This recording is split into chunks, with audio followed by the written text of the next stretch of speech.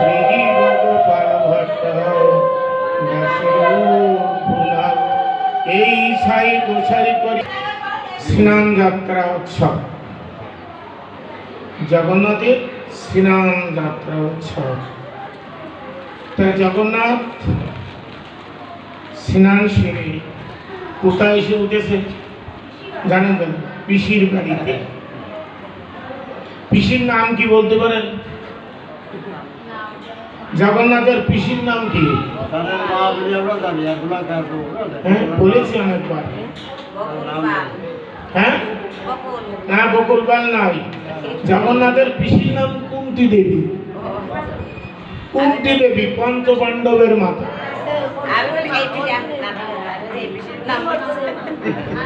কুন্তি দেবী পঞ্চপাণ্ডবের মাতা। যুধিষ্ঠির, ভীম, অর্জুন, নকুল, সহদেব। সহদেবের মাতা মাতৃদেবী হচ্ছে কুন্তি দেবী। ইনি ছিলেন অভাগিনী। জানেন অভাগিনী কাকে বলা হয়? অল্প বয়সে যার পতি বিয়োগ হয়, অল্প বয়সে যার পতি বিয়োগ হয়ে যায় অভাগিনী। কিন্তু জগতে যত নারী আছে সবার ভিতরে কুন্তি দেবী কিন্তু এই কৃষ্ণের কাছে একটি জিনিস ছিল। কি জিনিস জানেন? যারা অতিভক্তি পরায়ণা, তাই না, তারা কিন্তু ভগবানের কাছে কিছু চান না, কিন্তু কৃষ্ণের কাছে সে বসছে। কি জিনিস চালেন? জানেন জগতে কোনো ব্যক্তি তা চায় না, চাইলেন যে আমাকে তুমি সদা সর্বক্ষণ বিপদের ভিতরে রাখো, দুঃখের ভিতরে রাখো। কুন্তি দেবী চাইলেন, কোন নারী চাই, কোন জগতে কোন ব্যক্তি চাই যে হে কৃষ্ণ তুমি আমাকে দুঃখের ভিতরে রাখো। এই বরটাই কিন্তু কুন্তি দেবী চেয়েছিলেন কৃষ্ণের কাছে। কেন চেয়েছিলেন? বলি এই কারণ বলেছিলেন, কুন্তি দেবী বলেছিলেন হে কৃষ্ণ আমি যখন বিপদে পড়ি তখন তোমাকে ডাকলেই যে পাই, তোমাকে ডাকলেই পেয়ে যাই। তুমি তো আমার দুঃখ নিবারণ করো, তাই আমার সেই দুঃখ দৈনিক সেই দুঃখ থাক যে আমি দৈনন্দিন তোমাকে ডাকলে আমি কাছে পাই। তুমি আমার দুঃখ দুর্দশা নিরাশা করো,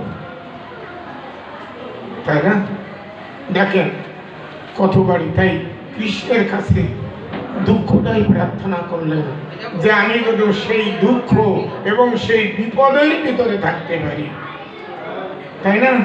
কারণ উনি নামও উল্লেখ করেছিলেন।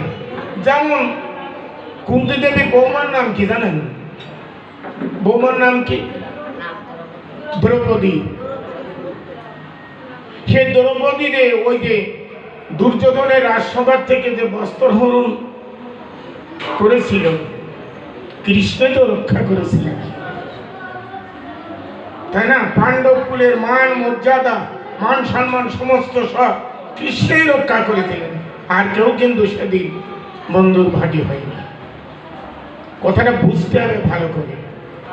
তা আমরা যে যেখানেই যেভাবেই থাকি না কোনো মনুষ্যকুলে জন্মগ্রহণ করে যদি হরিপদ ভজনা না করি, ভগবানের শরণাপন্ন না হই, এই দেহ যদি তার চরণে আত্মনিবেদন না করি, সমর্পণ না করি, তাহলে মানব জন্মটাই শ্রীগাল কুকুরের মতন পশুর মতন হয়ে যাবে। পশুদের যেমন যে জায়গায় গতি হয়, মনুষ্যকুলে জন্মগ্রহণ করে তার গতি সেই জায়গায় হবে। যদি মনুষ্যকুলে জন্মগ্রহণ করে আমরা ভগবানের চরণে আত্মনিবেদন না করি, তাই আমাদেরকে সদা সর্বক্ষণ খেয়াল রাখতে হবে যে আমরা ভগবানের চরণাশ্রয় করব। তাই কুন্তি দেবী এই দুঃখটা এবং বিপদটাই সে এনেছিলেন। শুধু কি দ্রৌপদীর বস্ত্রহরণ অগ্নিদাহ থেকে রক্ষা করেছিলেন, তাই না? গৃহে অগ্নিধারায় দিয়ে জ্বালায় পুড়ে দিতে চাইল পাণ্ডব সহ সব অংশে নিধন করতে চেয়েছিল, তার থেকে রক্ষা করতে চেয়েছিল সর্ব জায়গাতে। শুধু শেষ পর্যন্ত কুরুক্ষেত্রের যুদ্ধ, 5 ভাই আর 100 ভাই, আর ওদের কত সৈন্যদল বেশি, এবং কৃষ্ণই সব রক্ষা করেছিলেন। যখন কুরুক্ষেত্রের যুদ্ধটা সমাপ্ত হয়ে গেল, শেষ হয়ে গেল, তখন কৃষ্ণ তো অর্জুনের রথের সারথি, তাই শেষ করে যখন যুদ্ধ সমাপ্ত হয়ে গেল, তখন স্বয়ং কৃষ্ণ অর্জুনকে বলছেন যে সখা, তুমি রথ থেকে এক্ষুনি নামো, তুমি নেমে পড়ো, সময় নেই মোটে, এক্ষুনি নামো। তখন অবাক হয়ে গেলেন অর্জুন যে কেন আমাকে রথ থেকে নামতে বলছে। যখন অর্জুন নেমে গেলেন এবং কৃষ্ণ নেমে পড়লেন, নেমে পড়ার সাথে সাথে সঙ্গে সঙ্গে দাও দাও করে রথখানা জ্বলে সঙ্গে সঙ্গে পুড়ে ছারখার হয়ে ভস্মীভূত হয়ে গেল। অবাক হয়ে গেলেন অর্জুন, কি ব্যাপার, রথখানা আমরা কৃষ্ণ এবং অর্জুন, তারপরে ওই রথের চূড়ায় কিন্তু আর একজনও ছিলেন, কিন্তু কে জানেন? পতাকায় চড়ে দাঁড়িয়ে হনুমান, চূড়াধারী হনুমানও চলে গেলেন। অর্জুন নেমে পড়লেন, কৃষ্ণ নেমে পড়লেন, হনুমানও চলে গেল। চলে যাওয়ার সাথে সাথে রথখানা দাও দাও দাও দাও করে জ্বলে গেল। অবাক হয়ে দেখলেন অর্জুন যে রথখানা সঙ্গে সঙ্গে পুড়ে গেল। তখন অর্জুন জিজ্ঞাসা করছে, সখা, এতদিন পর্যন্ত এই যুদ্ধ করলাম তো কোনোদিন তো পুরো না, আজকে কেন এই রথখানা পুড়ে ছারখার হয়ে গেল?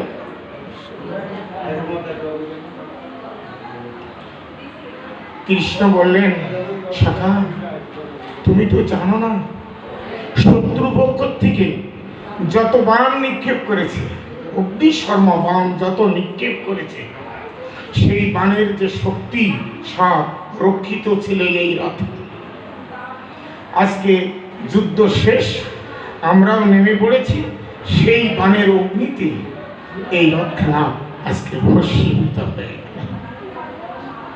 তাহলে বুঝতে হবে যে পাণ্ডবদেরকে কে রক্ষা করেছিলেন?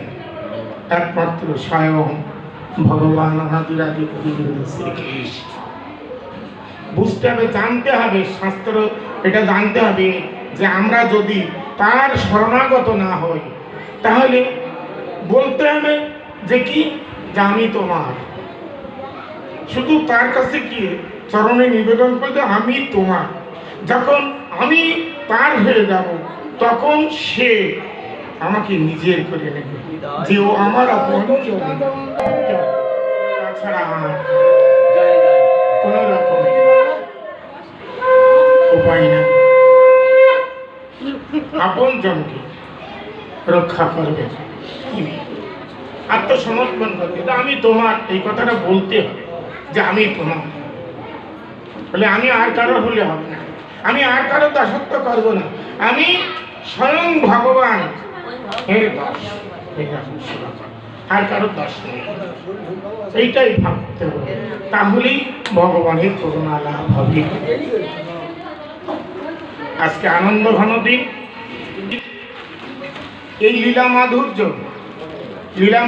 কেন? এই লীলা মাধুর্য, তিনি মন্দির থেকে বেরিয়ে আসেন, এই স্নান যাত্রা কালে বেরিয়ে আসেন, রথযাত্রা কালে তিনি বাইরে থাকেন। রথযাত্রায় রথে উঠে মাসির বাড়িতে যান, মাসির বাড়িতে কয়দিন থেকে আনন্দ স্ফূর্তি করা, ভক্তগণের প্রেম ভক্তি দান এবং আনন্দের উৎসব করে আবার রাতে উঠে তিনি ফিরে আসেন। কি কারণের জন্য? মন্দিরে থাকলেই শুধু চপ, তাই না? জগন্নাথ আমার এইটা দো, আমার ওইটা দো, আমার এই মনের বাসনা পূর্ণ করো, এই মনের বাসনা পূর্ণ করো, এই ভাব শুধু মন্দিরে থেকে। তাই উনি আবার মাঝে মাঝে বাইরে আসতে চান, জগৎজীবের কল্যাণের জন্য, কল্যাণের নিমিত্তে, যে তিনি আজকে বেরিয়েছেন, সবাই তাকে স্নান করিয়েছে, তাই না, আনন্দে। তাই কারণ জ্যৈষ্ঠ মাসের দিন তো, জ্যৈষ্ঠ মাসে স্নান যাত্রা। এবার আষাঢ় মাস পড়ে গেছে, গরমে তাপিত, দেহ শীতল করার জন্য জগন্নাথ বেরিয়ে আসেন সব ভক্তের দ্বারা স্নানিত হয়ে উনি একটু আনন্দ স্ফূর্তি করবেন বলে চলে আসেন। আর এই সময় যে ভক্তরা গৃহে না থেকে অবহেলায় সময় নষ্ট না করে যে জগন্নাথকে দর্শন করতে আসবেন, স্নান করাতে আসবেন, তার গুণকথা শ্রবণ করতে আসবেন, তাদের সমূলে পাপ তো বিনাশ হবেই এবং ভগবানের প্রতি অহৈতুকী ভক্তি লাভ হবে।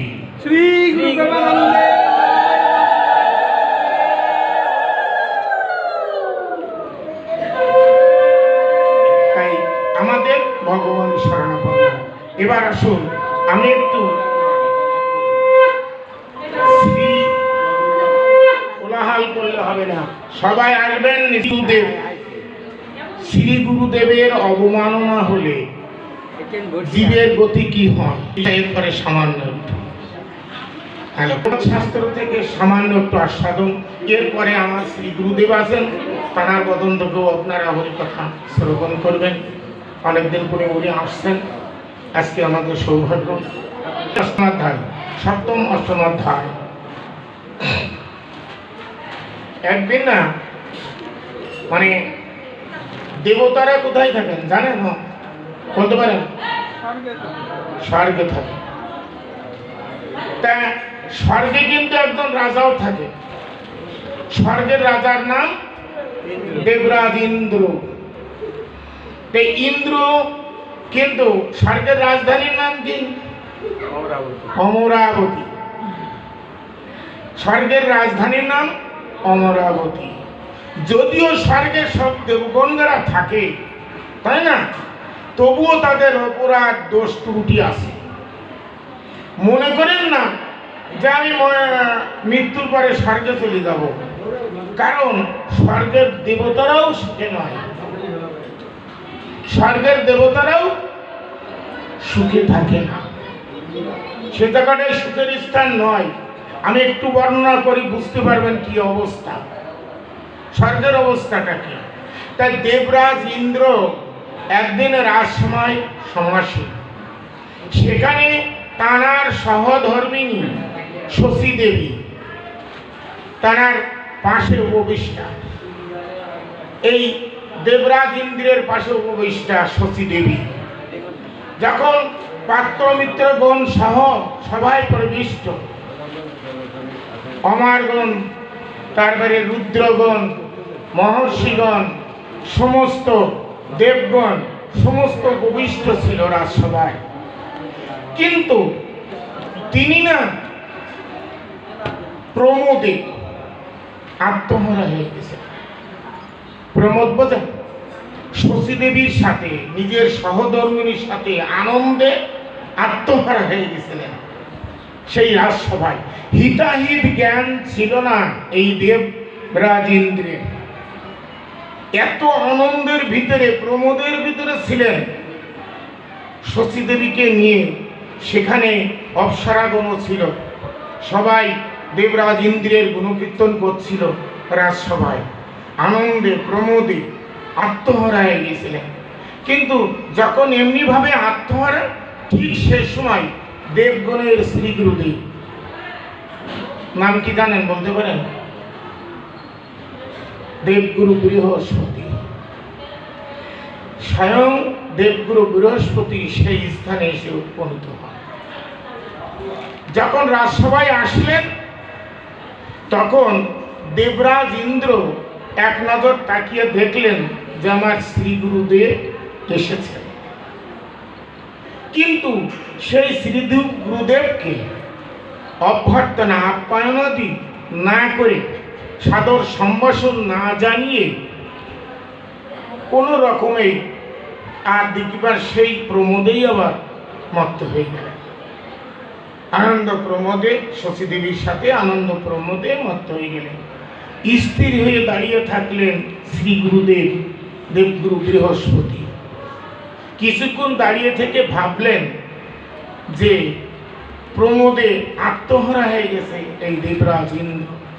অর্থাৎ যেখানে আমার দিকে তাকিয়েও আমার সম্বর্ধনা করলো না, আমার আপ্যায়নাদি করলো না, আমার পূজা করলো না, আমার আসন দিল না, আবার আমাকে দেখে অবমাননা করলো, অর্থাৎ এই স্থানে আমার না থাকাই উচিত, তাই না? দেবগুরু বৃহস্পতি মনে করলেন যে এই স্থানে আমি আর থাকবো না।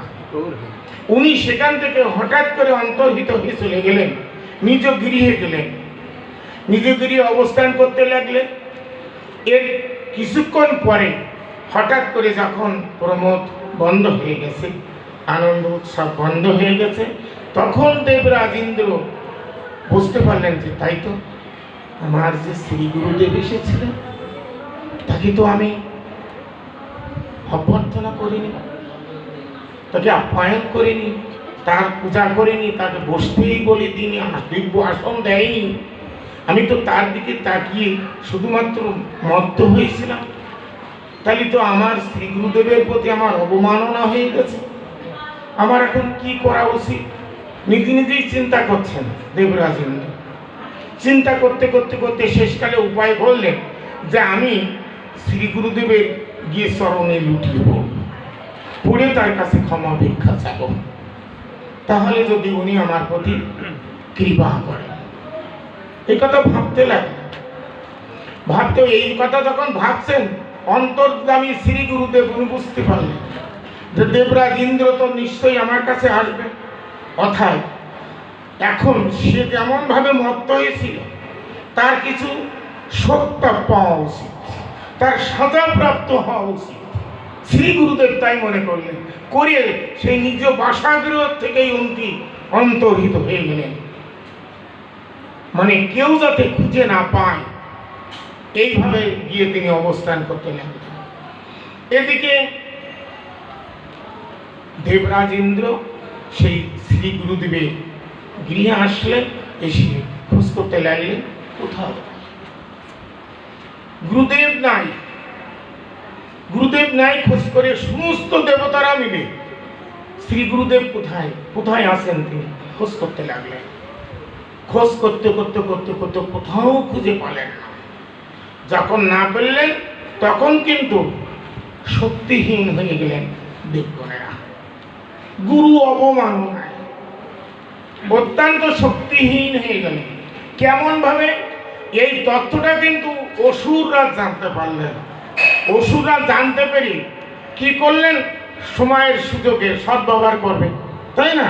অসুররা চিন্তা করেন এই সময় দেবতারা দুর্বল, কারণ গুরু শক্তিহীন, গুরু শক্তিহীন হয়ে গেছে, যার কারণে এই সময় তাদের পরাস্ত করা সম্ভব।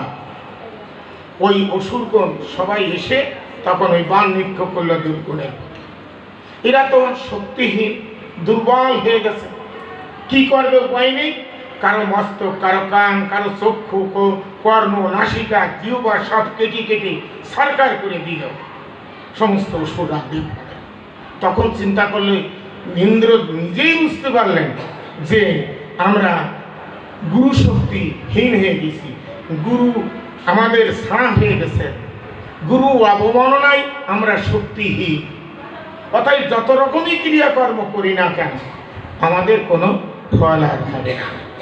না বুঝতে পেরে হিতাহিত জ্ঞান নেই, তখন সমস্ত দেবতারা মিলে স্বয়ং ব্রহ্মার কাছে গিয়ে উপনীত হইলেন। ব্রহ্মার কাছে সব তথ্য জানালেন যে আমি এইভাবে গুরু অবমাননা করেছি, গুরু অবমাননা করার ফলে আমি শক্তিহীন হয়ে গেছি, দেবগুণেরাই শক্তিহীন হয়ে গেছি। এখন আমাদের উপায়টা কি আপনি বলুন?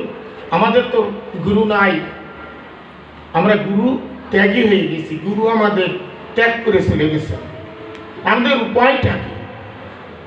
তখন ব্রহ্মা বললেন কি যে গুরু শক্তি আবার অর্জন করতে হবে, তা না হলে তোমাদের রেহাই নেই, অসুররা তোমাদেরকে বিনাশ করবে, আর কোনো সময় স্থির থাকতে দেবে না। তারা সদা সর্বক্ষণ যুদ্ধের জন্য, তারা তো যুদ্ধ করতেই ব্যস্ত। এর একটা কারণও ছিল, কারণ দেবগণ এবং অসুরগণের পিতা একই, একই পিতার ঔরসী দুই মায়ের গর্ভে জন্ম, তাই না? একই পিতার ঔরসে দুই মায়ের গর্ভে জন্ম। কশ্যপ ঋষির ঔরসে দিতি এবং অদিতির গর্ভে দুই কুল জন্ম। দিতির গর্ভে দৈত্যগণ আর অদিতির গর্ভে দেবগণ। কথাটা মনে রাখবে। কশ্যপ ঋষির ঔরসে দিতির গর্ভে দৈত্যগণ, ওই অসুরগণ, আর অদিতির গর্ভে দেবগণ।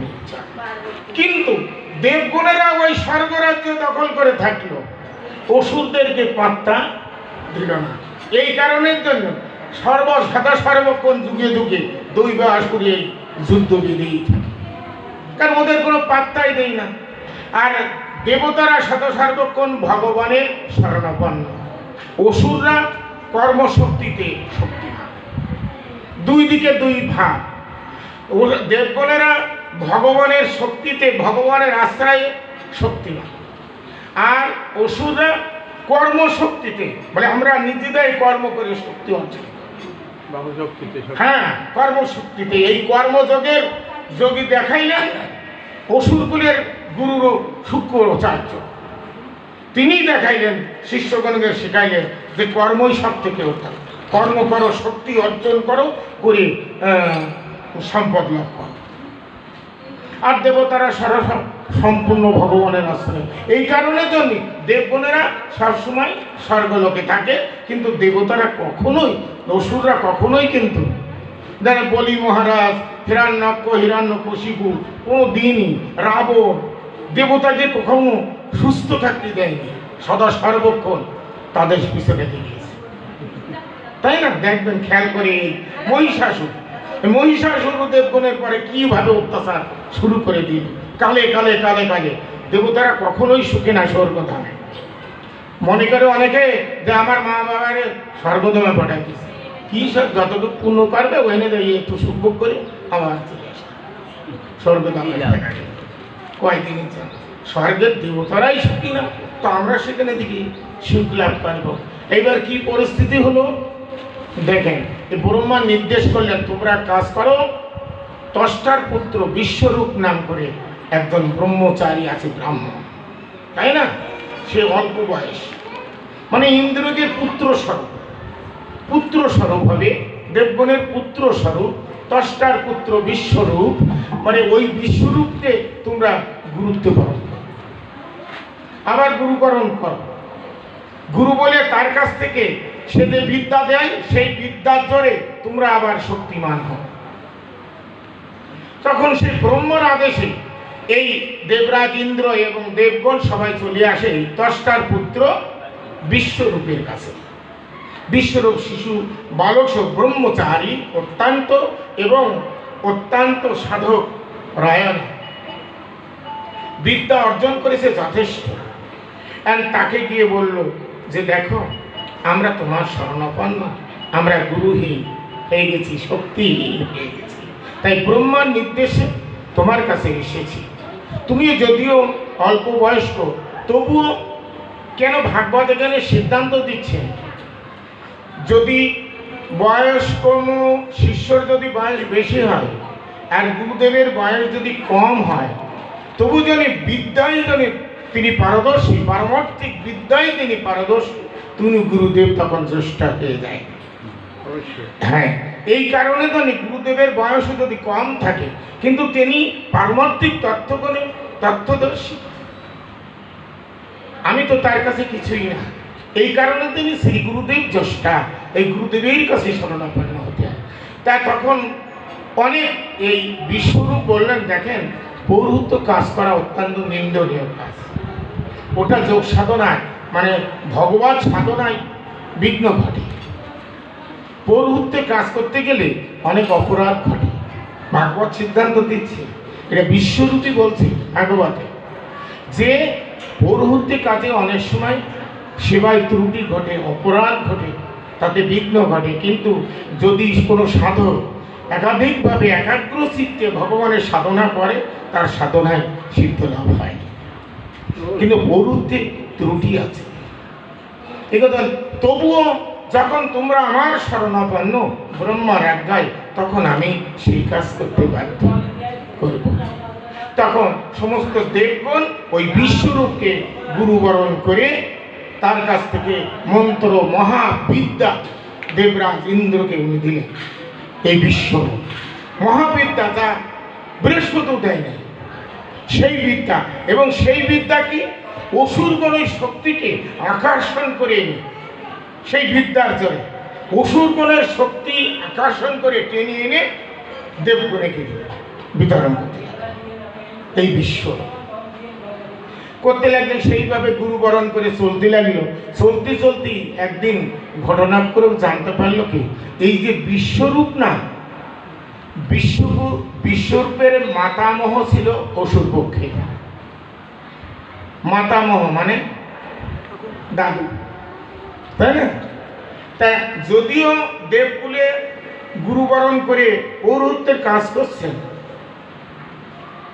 যাগযজ্ঞ আদি করি, এই যজ্ঞের যে ফল, যজ্ঞের যে ভাগ, এই ভাগ গোপনে গোপনে লুকোইয়ে এই বিশ্বরূপ ওষুধদের দিতে লাগে। তার অবস্থা দেখেন কাণ্ডটা। তার কারণ তার মাতামহ অসুরকুলের, সেও কোন সন্তুষ্ট রাখে, যদিও ইনি দেবকুলের পৌরোহিত্য করছেন। এই পৌরোহিত্য করাই যে দেবগুণের সম্পদ, যজ্ঞের ভাগ অসুরকুলকে দিতে লাগবে। কিন্তু হঠাৎ করে এইটা দেবরাজ ইন্দ্র জানতে পারলেন যে গোপনে আমার শ্রী গুরুদেব এই যজ্ঞের ভাগ সব পশুদেরকে ভাগ করে দিচ্ছে। তাহলে তো আমরা শ্রীহীন হয়ে যাব, আর ওরাই শক্তিমান হয়ে যাবে। এটা দেবরাজ ইন্দ্র বুঝতে পারলেন। বুঝতে করে কি করলেন, ওনার ভিতরে কিন্তু সেই তমসাচ্ছন্ন হয়ে গেল। দেবরাজ ইন্দ্র তমসাচ্ছন্ন হয়ে সেই অস্ত্র দ্বারা সেই শ্রী গুরুদেব ব্রাহ্মণ সন্তান, সেই ব্রহ্মচারী এক হত্যা করে। কত বড় অপরাধ দেখেন। আগে তো এক গুরুদেবের অবমাননা হিসেবে গুরু হয়ে গেল, এইবার এই গুরুদেবের অপরাধায় গুরুকে হত্যা করলেন, তাই না? বিশ্বরূপকে হত্যা করে দিল। চিন্তা করলেন, এ যদি থাকে পৌরোহিত্যে, তাহলে এই সমস্ত ভাগ, যজ্ঞের ভাগ অসুররা পেয়ে যাবে, ওরাই শক্তি মান হয়ে যাবে, আর আমরা শ্রীহীন। এই কারণে গুরুকে হত্যা করলেন। এই গুরুকে হত্যা করে এইবার যে গুরু হত্যা পাপ, ব্রহ্ম হত্যা পাপ, কি করে নিবারণ করার ক্ষমতা ছিল তার, তবুও হাত পেতে নিলেন দেবরাজ ইন্দ্র। এই ব্রহ্ম হত্যা পাপ, গুরু হত্যা পাপ হাত পেতে নিলেন। হাত পেতে নিয়ে নিবারণ করে থাকতে লাগলেন। কিন্তু এই পাপ কি করবেন? পাপ তো এক জায়গায় ঠেকাতেই হবে। এই ব্রহ্ম হত্যা পাপ কোথায় রাখবেন তিনি, কি করবেন? এইবার ওই পাপকে 4 ভাগে ভাগ করলেন। এই ব্রহ্ম হত্যা পাপ 4 ভাগে ভাগ করে 4 জনকে দিয়ে দিলেন।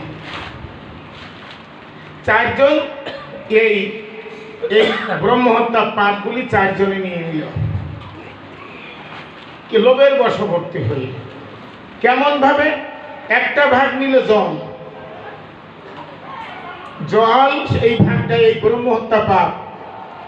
সেই দেবরাজ ইন্দ্র গিয়ে বললেন জলকে যে তুমি যদি এই ব্রহ্ম হত্যা 4 ভাগের 1 ভাগ যদি গ্রহণ করো, তাহলে তুমি দুধের সাথে মিশতে পারবে, আর দুধের সাথে মিশলেই গোবিন্দের চরণে যাবে।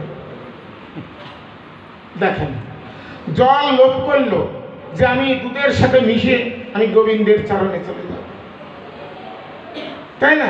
সেই লোভে পড়ে ওই জল গ্রহণ করলো, 1 ভাগ পাপ, ব্রহ্ম হত্যা পাপ 1 ভাগ গ্রহণ করলে। গ্রহণ করলে পাপ তো তার ভিতরে থেকেই গেল, তাই না?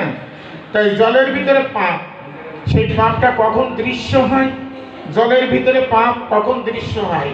মানে খেয়াল করবেন, এগুলো সব জানে। যখন পুকুরের জলে বা সরোবরের জলে, নদীর জলে একটা জলের পর একটা আবরণ থাকে, বুদবুদ ফেনাযুক্ত, তাই না? ওইটাই ব্রহ্ম হত্যা পাপ জলের পরে। ওইটাকে কখনো কলস করে আনতে নেই গৃহে, মানে ঢেউ দিয়ে দিয়ে সরাই, তাই না? জলের পরে একটা মানে হলুদ হলুদ বর্ণের একটা আবরণ পড়ে না জলের পরে, ওইটাই কিন্তু সেই দেবরাজ ইন্দ্রের সেই ব্রহ্ম হত্যা গুরু হত্যা পাপটা, ওই পাপটা দিয়ে দিল জল, তাই না? আর একটা পাপ দিয়ে দিল বৃক্ষকে। লাভটা কি? বৃক্ষ কেন নিল? দেবরাজ ইন্দ্র বললেন, তোমার শাখা প্রশাখা যদি কেউ কেটে দেয় পুনরায় আবার গজাবে ডালপালা বৃক্ষ। এই লোভে ওই বৃক্ষ ওই পাপটা নিয়ে নিল। তা ওই একরকম বৃক্ষ আছে যা আমাদের গ্রহণ করতে নাই, এই পাপী বৃক্ষ। তারপরে আর একটা ভাগ নিল ভূমি, পৃথিবী, এই পাপটা গ্রহণ করলো। পৃথিবী কোন লোভের কারণে? দেবরাজ ইন্দ্র বলে, তোমার বুকে কেউ যদি গর্ত খোঁড়ে তাহলে তুমি অনায়াসে সমতল হয়ে, তাহলে তো ভালো, আমি সমতল হয়ে যেতে পারবো। তাই ওই পাপটা ভূমিদেবী গ্রহণ করলেন। তাই বলতেছে উষার ভূমিতে আমাদের কোনো অধ্যয়নাদি কাজ কেন হবে না, সাধন ভজন হবে না, উষার ভূমিতে যেতে না। ভাগবত সিদ্ধান্ত দিচ্ছে। আর একটা ভাগ, 3 ভাগ হয়ে গেল। আর এক ভাগ নারীর কাছে দিয়ে দিল, নারীতেই গ্রহণ করলো এই এক ভাগ। কারণ নারী এই কারণে গ্রহণ করলো, সন্তান গর্ভে ধারণ করার পরে যদি পতির সাথে মিলন হয় তাহলে গর্ভ নাশ হবে না। কথাটা বুঝতে যাচ্ছে? এই কারণের জন্য এই ব্রহ্মহত্যা পাপ নারীদের গ্রহণ করলো। তাই সেই পাপের ফলে নারীদের কি অবস্থা হয়? মাসে মাসে রজদর্শন হয়। এই ব্রহ্মহত্যা পাপ গ্রহণ করার কারণে নারীদের এই অবস্থা হয়। কিন্তু নিল কেন? গর্ভ অবস্থায় পতি মিলনে গর্ভের সন্তান পাপ হবে না, নষ্ট হবে না।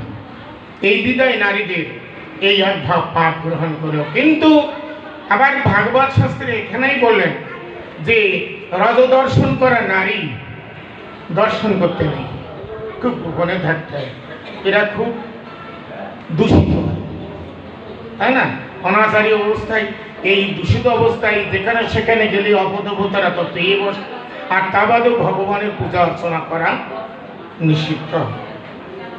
এই রজস্বলা অবস্থায় কাউকে গুরুজন ব্যক্তিকে স্পর্শ করা বা কোনো ধর্মীয় অনুষ্ঠানে যাওয়াও এটা নিষিদ্ধ আছে, যেতে নেই। কারণ আমার স্পর্শে যদি আরেকজনের ক্ষতি হয়ে যায়, তাই না? এই কারণের নিমিত্ত খুব সাবধান অবলম্বন করতে হয়। ভাগবতী সিদ্ধান্ত দিচ্ছে। তাই এই দেবরাজ ইন্দ্র এই ব্রহ্মহত্যা পাপটা 4জনকে ভাগ করে দিয়ে উনি এই পাপ মুক্ত হলেন। শুধু তাই না, এরপরে যে কতবারে একবার অপরাধ করলে সেই অপরাধে যে কত অপরাধী হতে হয় তা দেবরাজ ইন্দ্রই জানে। ভাগবতী এইটা ভালোভাবে সিদ্ধান্ত দিচ্ছে। দেখেন কি হলো, এইবার এটা দিয়ে দিলেন। কিন্তু এই যে বিশ্বরূপের পিতৃদেব 10টা অত্যন্ত কঠিন সাধক, তিনি যে আমার পুত্রকে হত্যা করেছে ইন্দ্র, তাহলে ইন্দ্রকে আমি বিনাশ করব। বিশ্বরূপের পিতৃদেব 10টা, তিনি যজ্ঞ শুরু করে দিলেন। বেদ মন্ত্র উচ্চারণ করে আহুতি দিয়ে বলেন, মন্ত্র সংকল্প করলেন যে এই যজ্ঞের থেকে ইন্দ্র শত্রু জন্মলাভ করবে, ইন্দ্র শত্রু জন্মলাভ করবে। তাই সেই যজ্ঞ করে সেই শত্রুই সেই যজ্ঞের থেকে উত্থিত করল। 10টা যজ্ঞিত করল, মানে পাহাড় পর্বতের মতন, আর চুলগুলো তামার তারের মতন। বলছে লিলিয়ান চক্ষু মনে হয় গিরাস করে ফেলবে। নাম বৃত্র, বৃত্রাসুর। এই বৃত্রাসুর নামক জন্মগ্রহণ করলো ওই যজ্ঞের থেকে, 10টার যজ্ঞের থেকে।